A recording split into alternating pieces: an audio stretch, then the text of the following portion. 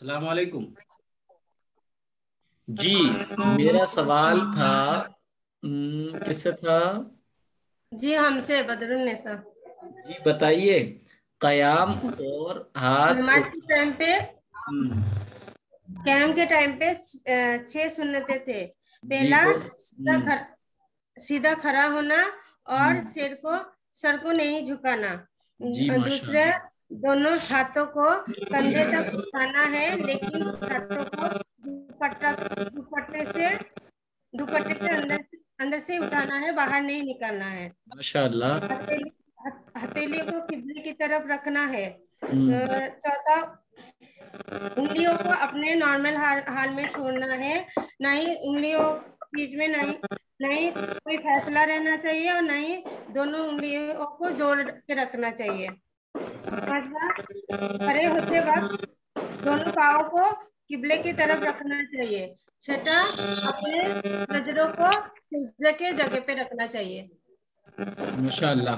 اب میں رمشا قریشی سے سوال کر رہا ہوں، مسلمانوں کو شعب ابی طالب میں کن تکلیفوں کا سامنا کرنا پڑا سیرت سے متعلق؟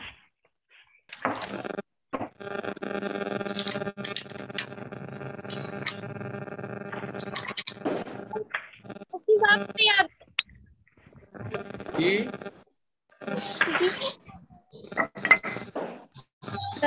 انہیں کھانے پینے مطلب کی تکلیف اٹھانی پڑی، اور جو چھوٹے چھوٹے بچے بلکتے تھے، روتے تھے، تو ان کے رشتے دار ان کو بہت کیا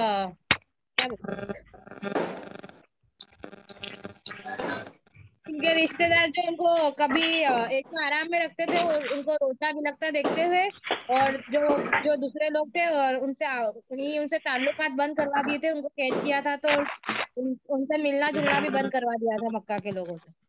اچھا ماشاء اللہ۔ اب یہ بتائیے، مسلمان اس شعب ابی طالب میں کتنے دن تک رہے؟ 3 سال 3 سال۔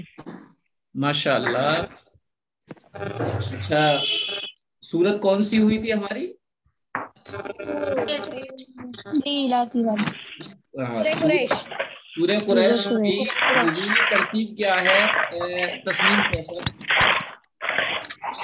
نزول ترتیب 26 ہے۔ 26۔ اور قرآنی ترتیب کتنی ہے؟ 106۔ 106۔ انکتا بہن بتائیں کہ سورہ قریش میں کن 5 انعامات کا ذکر کیا گیا ہے؟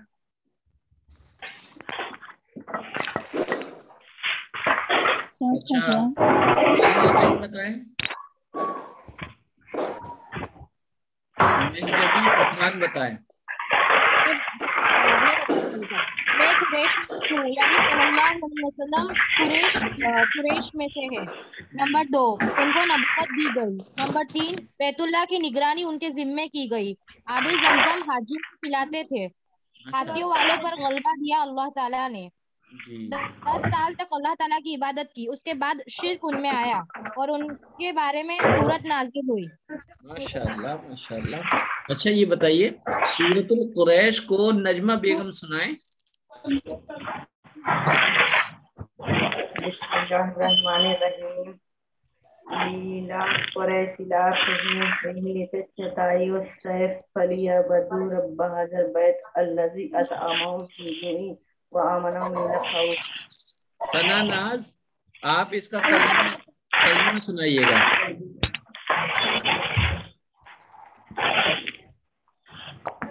سر ہم بتائیں؟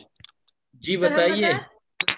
قریش کے دل میں محبت ڈالنے کی وجہ سے ان کے دل میں سردی اور گرمی کے کپڑے ڈالنا اور ان کا محبت ڈالنے اور اس گھر کے اور ان لوگوں پہ واجب ہے کہ وہ لوگ کعبہ پہ جائے اور اللہ تعالیٰ کی عبادت کرے۔ انہوں نے ان کو بھوک مری سے بچایا اور کافا کھانسی سے بچایا۔ بچا کر امان دیا۔ ماشاء اللہ ماشاء اللہ۔ اچھا چلیے ہم کلاس شروع کرتے ہیں، کیونکہ ٹیکنیکل پرابلم کی وجہ سے کافی لیٹ ہو چکے ہیں، ٹھیک ہے؟ آپ سنجیدگی کا ماحول بنا کے رکھیے گا۔ جی آپ کے سامنے حدیثیں جو ہیں 5 آئیں، اور آج تقریباً 5 یا 10 حدیثیں اور ہم پڑھا دیتے ہیں آپ کو. چنانچہ آج حدیث نمبر 6 ہے، ایمانیات سے متعلق ہے.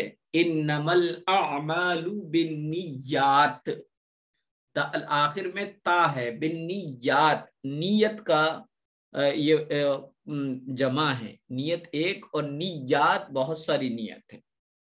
انما الاعمال، اعمال بہت سارے کاموں کو کہتے ہیں، عمل ایک کام کو کہتے ہیں. عمل عربی میں کام کو کہتے ہیں اور اسی کی جمع ہے اعمال، اسی کا پلورل ہے اعمال.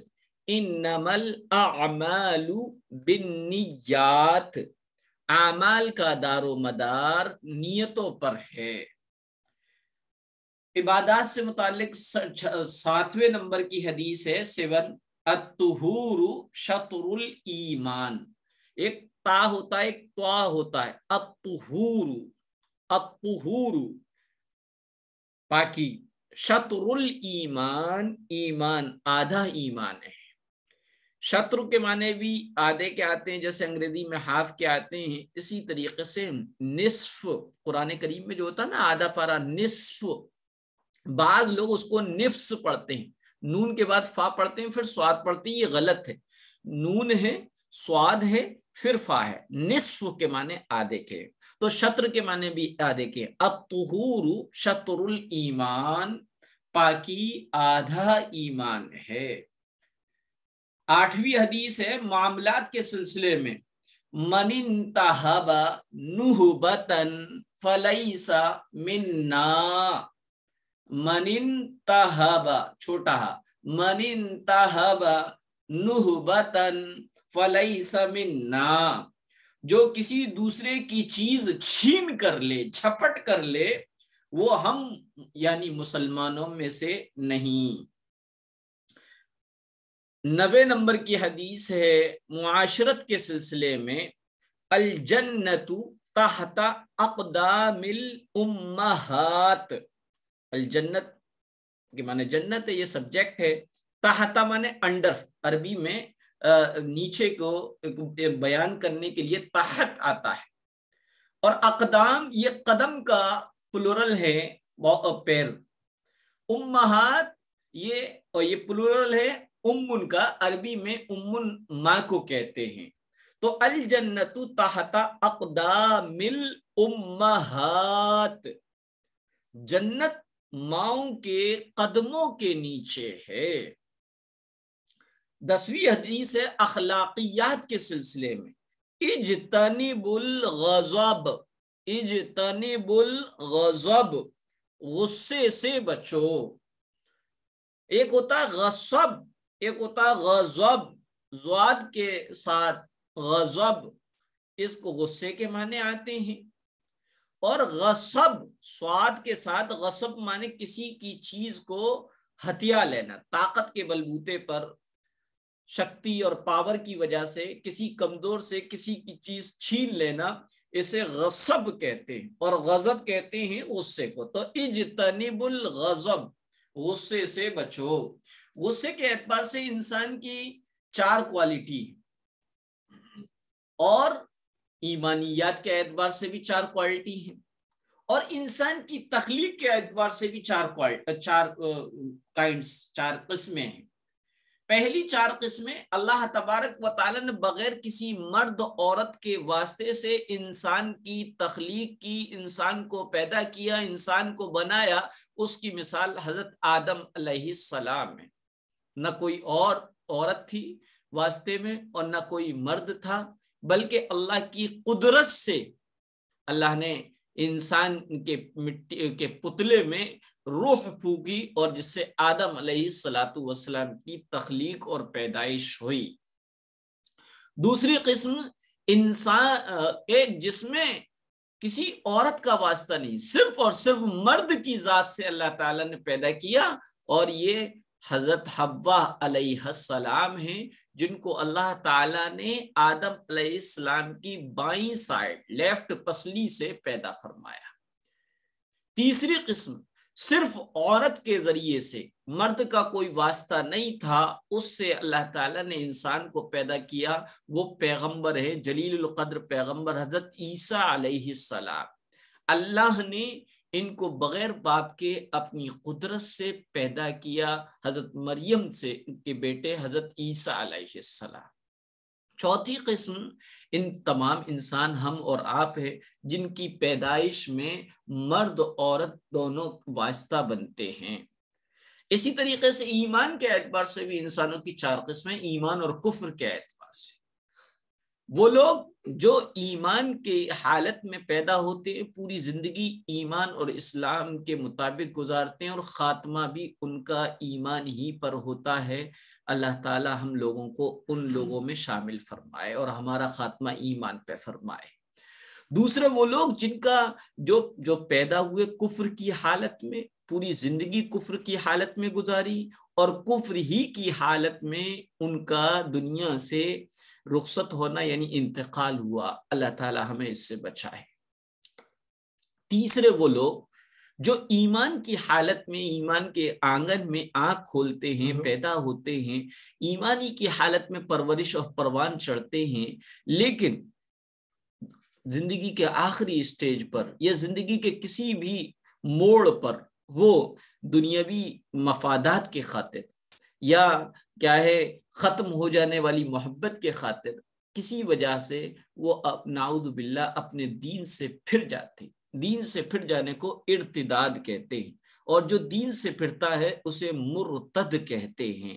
لہذا کفر کی ایمان کی حالت میں پیدا ہوئے لیکن خاتمہ کس پہ ہوا؟ کفر پر ہوا. چوتھے لوگ وہ خوش نصیب لوگ جو کفر کی حالت میں پیدا ہوئے، اس آنگن میں آنکھ کھولی جہاں پر شرک ہوتا تھا، جہاں ایک اللہ کو نہ ماننے والے تھے بلکہ ایک اللہ کے علاوہ جتنے کنکر اتنے شنکر کے اعتبار سے عقیدہ رکھنے والے. لیکن کسی کی گائیڈنگ کی وجہ سے، عقلی رہنما عقل کی وجہ سے عقل کو صحیح استعمال کیا، قرآن کی اسٹڈی کری، مطالعہ کیا، پڑھا، ان کے بعد سمجھ میں آئی کہ پوری کائنات کو چلانے والے وہ لوگ نہیں ہو سکتے جن کو ہم اپنے ہاتھ سے بناتے ہیں اور سال کے سال ان کو چینج کر دیتے ہیں، بلکہ ایک اللہ ہو سکتا ہے جو کسی کا محتاج نہیں. بہرحال ان کی اس وجہ سے ان کو ایمان کی دولت نصیب ہو گئی اور ایمان کا خاتمہ ہوا. بڑے ہی خوش نصیب ہیں وہ لوگ. تو یہ تو ایمان اور کفر کے اعتبار سے انسان کی 4 قسمیں. غصے کے اعتبار سے بھی اللہ کے رسول نے 4 قسمیں بتائی. فرمایا ایک وہ لوگ جن کو غصہ جلدی آتا ہے، جلدی چلا جاتا ہے. یہ ایسے لوگ ہوتے ہیں جن کو غصہ بہت جلدی آ جاتا اور بہت جلدی جو ہے بھول بھی جاتے ہیں، بہت جلدی کیا ہے اگنور بھی کر دیتے ہیں. فرمایا یہ بھی اچھے لوگ نہیں ہیں. پیارے آقا نے فرمایا یہ اچھے لوگ نہیں. دوسری قسم کے وہ لوگ جس کو غصہ دیر میں آتا ہے، دیر میں جاتا ہے. فرمایا یہ بھی اچھے لوگ نہیں. تیسری قسم کے وہ لوگ جن کو غصہ جلدی آتا ہے، دیر میں جاتا ہے. جلدی آتا ہے، دیر میں جاتا ہے. یہ بھی اچھے لوگ ہیں. سب سے بیسٹ کوالٹی جو ہمیں آپ کو پیدا کرنی ہے، جس کو پیارے آقا نے فرمایا کہ سب سے بہتر آدمی وہ ہے جس کو غصہ دیر میں آئے اور جلدی چلا جائے، ناراضگی ختم کر دے. بڑوں کے منانے سے، چھوٹوں کے سوری کہنے سے وہ اپنے غصے کو تھوک دے. یہ بہرحال تو فرمایا اجتنب الغضب، غصے سے بچو. 11ویں نمبر کی حدیث ہے ایمانیات سے متعلق، اتق اللہ حیث ما کنت. اتق اللہ حیث ما کنت، تم جہاں کہیں رہو اللہ سے ڈرتے رہو. یہ حدیث ہے. عام طور پہ جو اللہ کی نافرمانی ہوتی ہے کہ اس کے 4 ریزن ہوتے ہیں. مجھے کوئی نہیں دیکھ رہا، کسی کو کچھ نہیں معلوم، کوئی میرے پاس نہیں، جس کا تھا ڈر وہ نہیں ہے گھر، اب جو چاہے کر، اور کوئی میرا کیا بگاڑے گا. یہ 4 ریزن ہوتے ہیں اللہ کی نافرمانی کرنے کے. کسی کو کچھ معلوم نہیں حالانکہ اللہ دیکھ رہا ہے، کوئی میرے پاس نہیں حالانکہ اللہ ان اللہ معکم، اللہ تمہارے ساتھ ہے. جہاں تم ایک ہوتے ہو تو دوسرا اللہ ہوتا ہے، 2 ہوتے ہو تو تیسرا اللہ ہوتا ہے. چوتھا یہ کہ میرے پاس کوئی بھی نہیں ہے. میں کسی سے نہیں ڈرتی، جس کا تھا ڈر وہ نہیں ہے گھر، اب جو چاہے کر، یہ جو ہے گھر میں کوئی نہ ہو، یہ بھی ریزن بنتا ہے۔ چوتھا کہ کوئی کسی کو پتہ لگ جائے گا تو میرا کون کیا بگاڑ سکتا ہے؟ اللہ کہتا ہے کہ میں بگاڑ سکتا ہوں، میری پکڑ بڑی سخت ہے، جب میں پکڑ کرنے پر آتا ہوں تو میری پکڑ سے کوئی نہیں بچ پاتا، اور میرا عذاب بھی سخت ہے۔ بہرحال تو یہ عقیدہ ہونا چاہیے، اتق اللہ حیث ما کنت، تم جہاں کہیں رہو اللہ سے ڈرتے رہو۔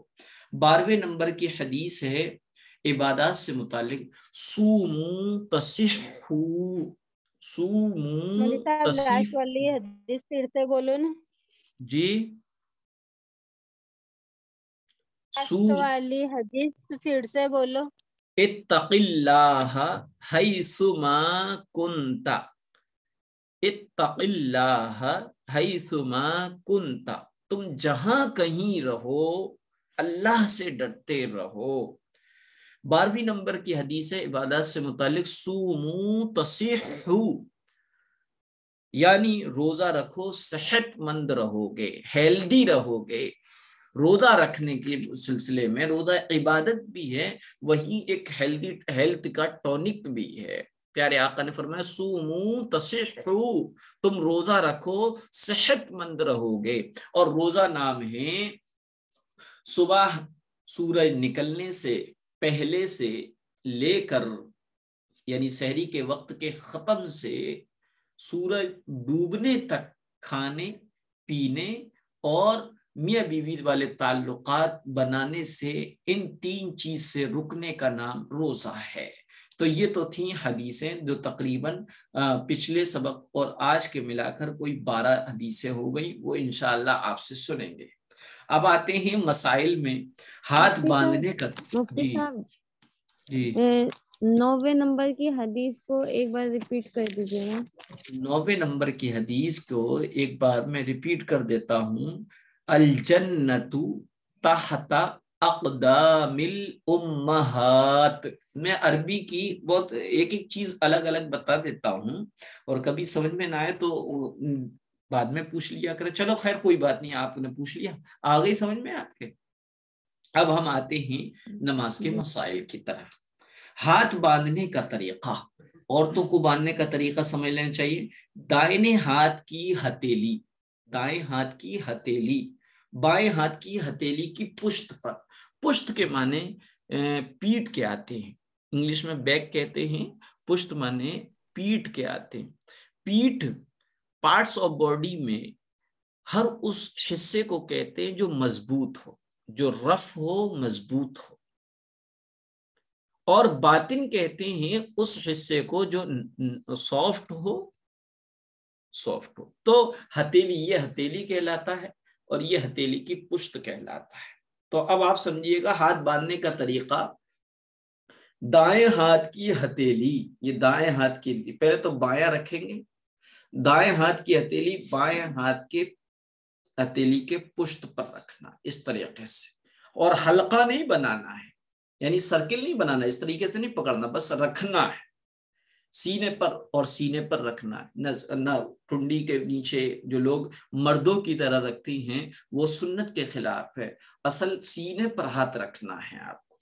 رکوع کا طریقہ، نمبر 1 رکوع کے طریقے میں ایک تو یہ سنت طریقہ کہ رکوع کی تکبیر کہتے ہوئے رکوع میں جانا ہے۔ ہم کھڑے ہوئے سورت پوری ہوئی، جب آ جائیں گے تو اللہ اکبر تکبیر کہتے ہوئے رکوع میں جائیں گے، یعنی آپ کی تکبیر یعنی اللہ اکبر کھڑے ہونے سے شروع ہو اور آپ رکوع میں پہنچے تب جا کے آپ کی تکبیر ختم۔ بعض لوگوں کی تکبیر پہلے ختم ہوتی ہے، رکوع میں بعد میں جاتے، تو تکبیر جو ہے آپ کے چلتے چلتے آپ کی وہاں پر ختم ہونی ہے جب آپ رکوع میں چلے جائیں، اور یہ سنت ہے۔ اگر اب تک معلوم نہ ہونے کی وجہ سے آپ پہلے اللہ اکبر کہتی تھیں پھر رکوع میں جاتی تھیں تو کوئی حرج کی بات نہیں۔ دوسری چیز، رکوع میں دونوں ہاتھوں سے گھٹنوں کو پکڑنا، رکوع میں صرف اتنا جھکنا کہ ہاتھ گھٹنوں تک پہنچ جائے، آپ اتنا جھکیں گی کہ ہاتھ جو ہے گھٹنوں تک پہنچ جائے، اور جتنا ہو سکے سکڑ کر رکوع کرنا ہے۔ پھیلا کے نہیں کرنا ہے، ہاتھوں کو بالکل سکوڑ کر کرنا ہے۔ چوتھی چیز، رکوع میں کم از کم 3 مرتبہ سبحان ربی العظیم کہنا ہے۔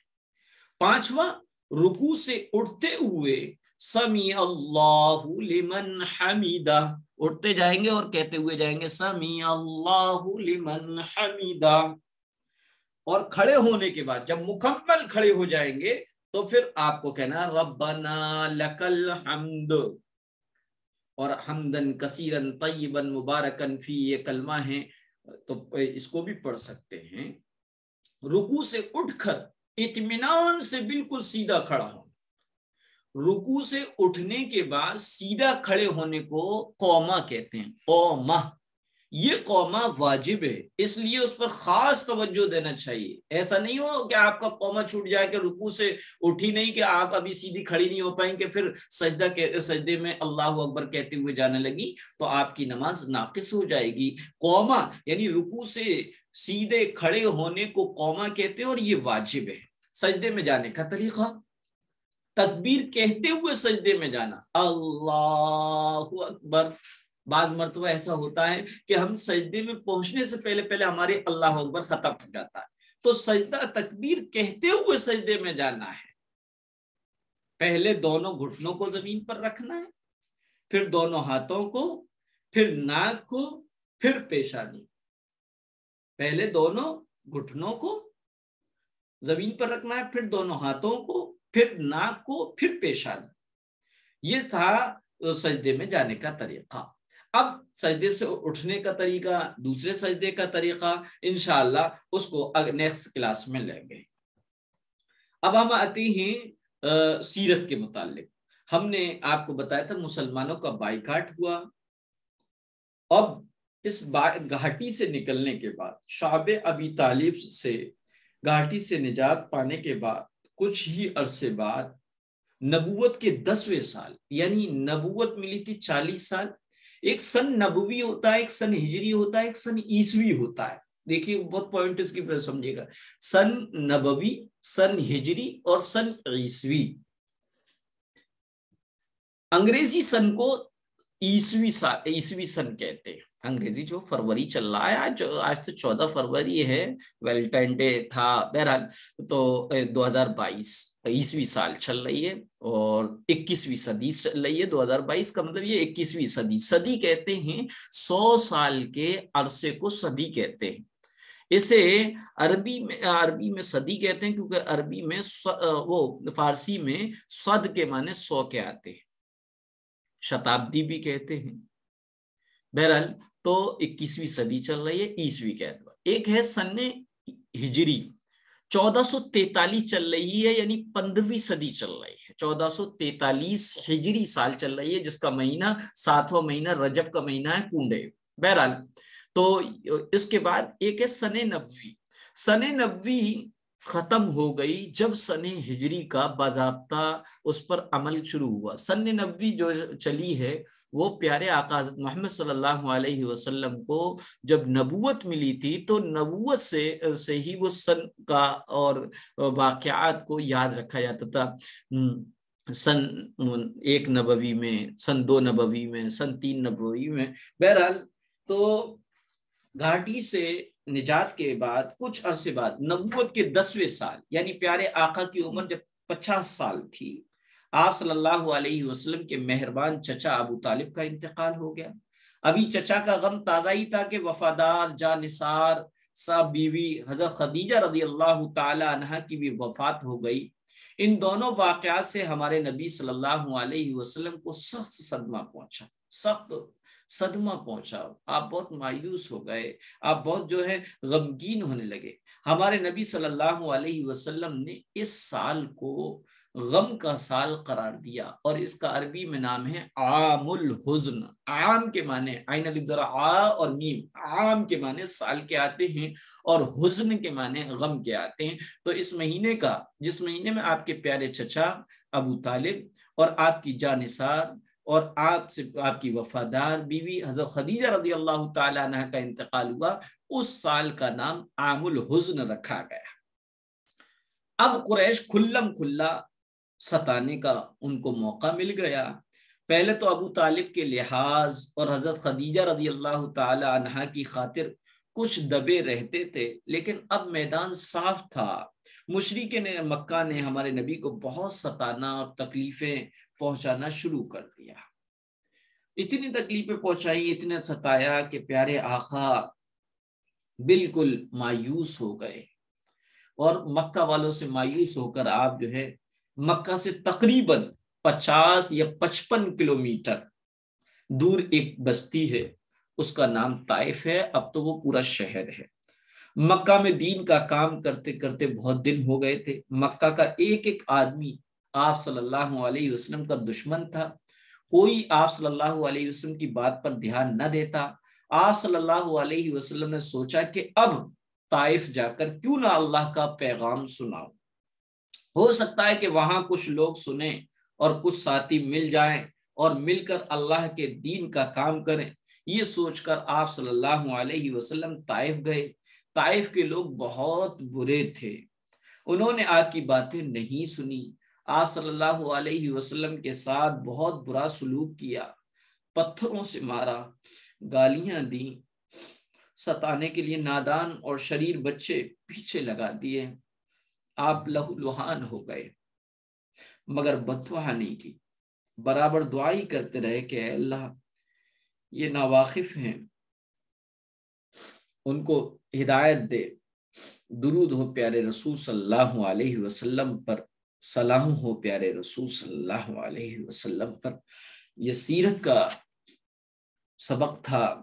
اب چونکہ میں نے آپ کو بتایا تھا کہ دین کے 5 شعبے ہیں، ایمانیات ہے، عبادات ہے، معاملات ہے، معاشرت ہے، اخلاق ہے، لہذا آپ کے اس میں سے جو چیزیں تھیں عقائد وغیرہ وہ چونکہ ختم ہو چکے ہیں، لیکن کچھ باقی ہیں، ان کو ابھی جو ہے روک دیا گیا۔ بہرحال آسان دین کے نام سے آپ کے سامنے چھوٹے چھوٹے وہ پیراگراف، وہ مضمون رکھے جائیں گے جس میں آپ کو یہ معلوم ہو سکے کہ دین کی یہ بات معاملات سے متعلق ہے، دین کی یہ بات عبادات سے متعلق ہے۔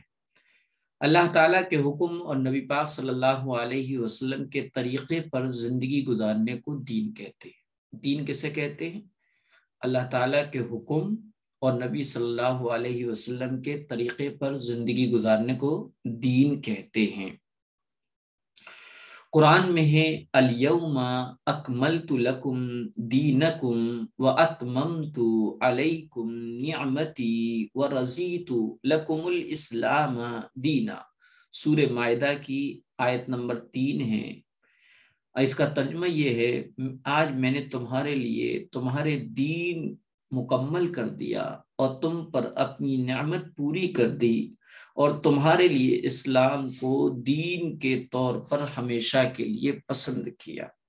اسلام مکمل نظام زندگی کا نام ہے۔ اسلام مکمل جو زندگی ہے، اس کا جو نظام ہے، اس کا قانون ہے، اس کا نام ہے۔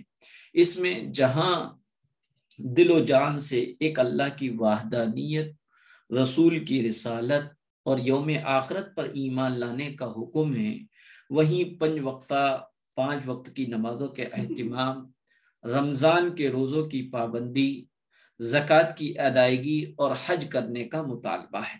ساتھ ہی ساتھ تجارتی لین دین، تجارتی بزنس لین دین میں امانت داری، سچائی اختیار کرنے کا حکم اور دھوکہ دینے اور جھوٹ بولنے سے بچنے کی تعلیم ہے۔ اپنے اخلاق و کردار کو سنوارنے کی بھی تلقین و ہدایت دی گئی ہے۔ اس لیے دین کے مشہور 5 شعبے قرار دیے گئے جو میں نے آپ کے بتائے تھے۔ ایمانیات اس سے مراد وہ چیزیں ہیں جن پر ایک مسلمان کو دل سے پکا یقین رکھنا ضروری ہے، جیسے کہ اللہ کی وحدانیت، رسول اللہ صلی اللہ علیہ وسلم کی رسالت کا اقرار کرنا۔ عبادات اس سے مراد وہ نیک اعمال ہیں جو اللہ کی رضا اور خوشنودی حاصل کرنے کے لیے کیے جاتے ہیں، جیسے نماز ہے، روزہ ہے، حج ہے، زکوٰۃ ہے، قرآن کی تلاوت ہے، دین کا علم حاصل کرنا وغیرہ ہے۔ معاملات اس سے مراد خرید و فروخت ہے، تجارت و بزنس ہے، آپسی لین دین اور وراثت وغیرہ کے احکام شریعت کے مطابق انجام دینا، جیسے ناپ تول میں کمی نہ کرنا، امانت میں خیانت نہ کرنا، مال وراثت یعنی میت کا جو مال چھوڑا گیا ہے اس مال کو تمام حقداروں میں تقسیم کرنا وغیرہ۔ معاشرت، اس سے مراد یہ ہے کہ جن لوگوں کے درمیان ہم رہتے ہیں ان کے ساتھ کیسا سلوک اور کیسا برتاؤ کرنا چاہیے، اور ہمارے اوپر ان کے کیا حقوق و فرائض اور ذمہ داریاں ہیں، جیسے ماں باپ کی فرما برداری کرنا، پڑوسیوں کے ساتھ اچھا سلوک کرنا، کسی کو تکلیف نہ پہنچانا وغیرہ۔ اخلاقیات، اس سے مراد اچھے اخلاق اور اچھی عادتیں ہیں جن کا ہر ایک انسان کے اندر ہونا ضروری ہے، جیسے سچائی ہے، امانت داری ہے، وعدہ پورا کرنا ہے، بغض، حسد، جیلیسی اور غیبت سے بچنا وغیرہ۔ کامل و مکمل مسلمان وہی ہے جس کی پوری زندگی شریعت کے مطابق گزرے اور جن کے ایمان و عقائد، عبادت و بندگی، تجارت و لین دین، آپسی تعلقات، اخلاق و عادات سب کچھ شریعت کے احکام کے موافق ہو۔ اگر کوئی انسان دین کے کسی شعبے میں اسلامی احکام پر عمل نہیں کرتا تو وہ کامل مومن نہیں ہو سکتا۔ مثلا فور ایگزامپل، ایک شخص ہے جس کا عقیدہ تو درست ہے، عبادتیں بھی خوب کرتا ہے، مگر لوگوں کو دھوکہ دیتا ہے، وعدہ خلافی کرتا ہے، دوسروں کو تکلیف پہنچاتا ہے، اس کے اخلاق و کردار گندے ہیں، تو ایسا شخص اللہ کے نزدیک پسندیدہ اور کامل مسلمان نہیں ہو سکتا۔ جیسے کہ پیارے آقا نے ایک عورت کے بارے میں فرمایا، وہ بہت زیادہ روزہ نماز عبادت انجام دیا کرتی تھی، لیکن ایک بلی پال رکھی تھی اور اس کے ساتھ اچھا سلوک نہیں کرتی تھی، اس کو باندھے رکھتی تھی، نہ کھانے کو کچھ دیتی تھی نہ اس کو چھوڑتی تھی، تو اللہ کے نزدیک وہ عورت پسندیدہ نہیں تھی، بلکہ اللہ کے رسول نے فرمایا وہ دوزخی ہے، بلکہ قیامت کے دن اس کی یہ عبادتیں بھی کچھ کام نہ دیں گی، اور وہ اپنی بدکرداریوں اور بدعمالیوں کی بنیاد پر عذاب الہی میں گرفتار ہو جائے گا۔ اسی لیے اللہ تعالیٰ نے مسلمانوں سے مطالبہ کیا ہے کہ وہ اپنے آپ کو پورے طور پر اسلام کے تابع کر دے اور اپنی زندگی اس کے مطابق گزارے۔ قرآن کریم میں آیا ہے، یا ایھا الذین آمنوا ادخلوا فی السلم کافہ، اے ایمان والو اسلام میں مکمل داخل ہو جاؤ۔ کیسے داخل ہونا ہے؟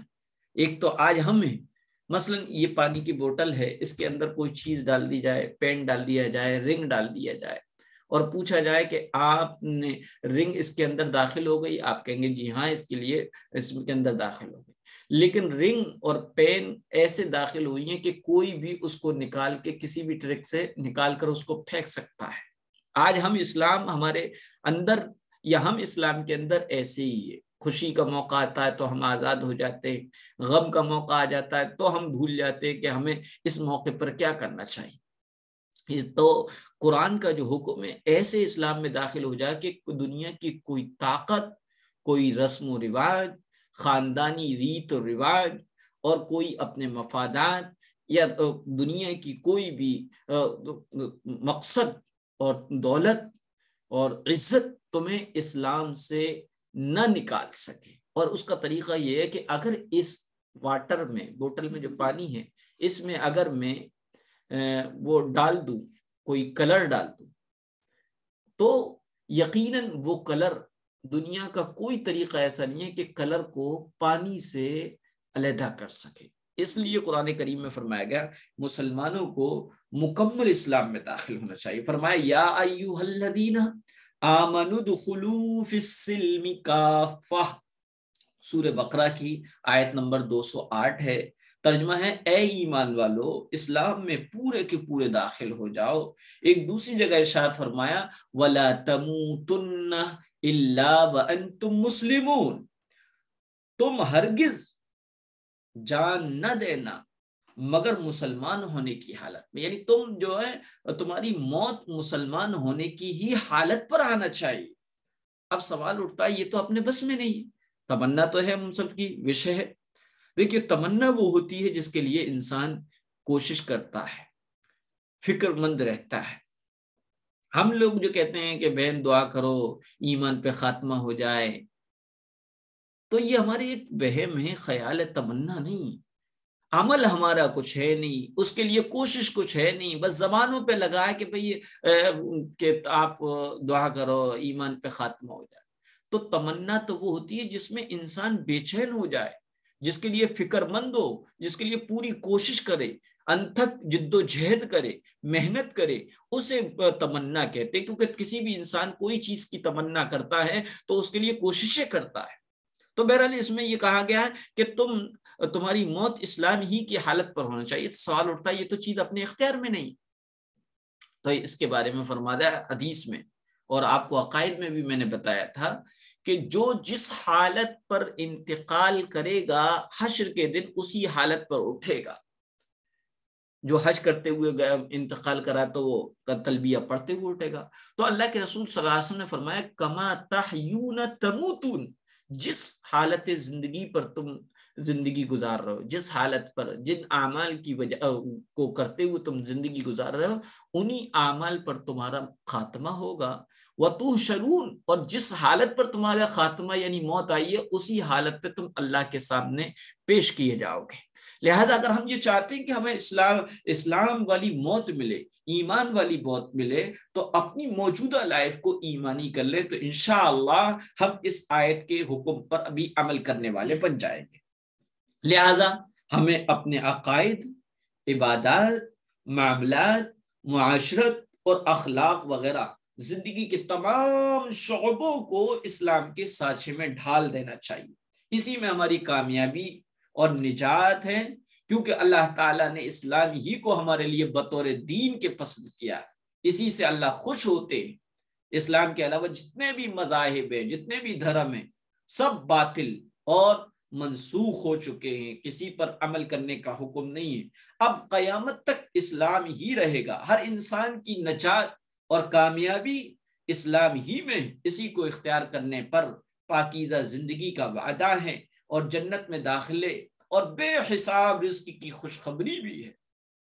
تو آج ہم ایمانیہ سے متعلق آپ کو سب سے پہلے ایک چھوٹا سا پیراگراف اور چھوٹی سی اسپیچ جو آپ کہیں بھی دے سکتے ہیں اور کسی کو بھی سنا سکتے ہیں، اور میں انشاءاللہ اس اسپیچ کو سنوں گا تاکہ آپ کو بیان کرنا بھی آئے۔ تو وہ کیا ہے؟ ایمانیہ سے متعلق سب کو اللہ نے پیدا کیا، آپ کو یہ یاد کرنا ہے، مجھے سنانا ہے۔ اللہ تعالیٰ خالق ہے، اسی نے تمام چیزوں کو پیدا کیا، زمین کو بنایا، آسمان کو بغیر ستون اور پلر کے قائم اور کھڑا رکھا، چاند و سورج اور ستاروں کو بنایا، وہی آسمان سے بارش برساتا ہے، وہی زمین سے درخت اور پودے اگاتا ہے، اور ہمارے لیے بہت سارے پھل اور پھول پیدا کرتا ہے۔ اللہ تعالیٰ فرماتا ہے وہی ہے جس نے آسمان سے پانی برسایا جس سے تمہیں پینے کی چیزیں حاصل ہوتی ہیں، اور اسی سے درخت اگتے ہیں جن سے تم مویشیوں کو چراتے ہو، جو چوپایوں کو، ڈھول ڈنگروں کو چارہ کھلاتے ہو، اسی سے اللہ تمہارے لیے کھیتیاں، زیتون، کھجور کے درخت، انگور اور ہر قسم کے پھل اگاتا ہے۔ حقیقت یہ ہے کہ ان سب باتوں میں ان لوگوں کے لیے بڑی نشانی ہے جو سوچتے سمجھتے ہوں۔ اللہ تعالیٰ ہی نے ہم سب کو پیدا کیا، ہمارے ماں باپ کو پیدا کیا ہے، تمام انسانوں کے وہی خالق اور مالک ہیں۔ قرآن میں اللہ تعالیٰ فرماتا ہے خلق الانسان من صلصال کالفخار، سورہ رحمان کی آیت نمبر 14 ہے۔ اسی نے انسان کو ٹھیکرے کی طرح کھن کھناتی ہوئی مٹی سے پیدا کیا۔ تم یہ سوچتی ہوگی کہ اللہ نے انسان کو کیسے بنایا اور کب سے انسانوں کا سلسلہ شروع ہوا، تو معلوم ہونا چاہیے کہ سب سے پہلے انسان حضرت آدم علیہ السلام ہیں۔ جب اللہ تعالیٰ نے ان کو پیدا کرنے کا ارادہ کیا تو فرشتوں سے کہا زمین میں ایک ایسی مخلوق پیدا کرنے والا ہوں جنہیں میں اپنا خلیفہ اور قائم مقام بناؤں گا۔ فرشتوں نے کہا کہ آپ ایسی مخلوق بنائیں گے جو زمین پر فتنہ پھیلائے گی اور فساد کرے گی، حالانکہ ہم سب آپ کی خوب عبادت کرتے ہیں اور تسبیح بیان کرتے ہیں۔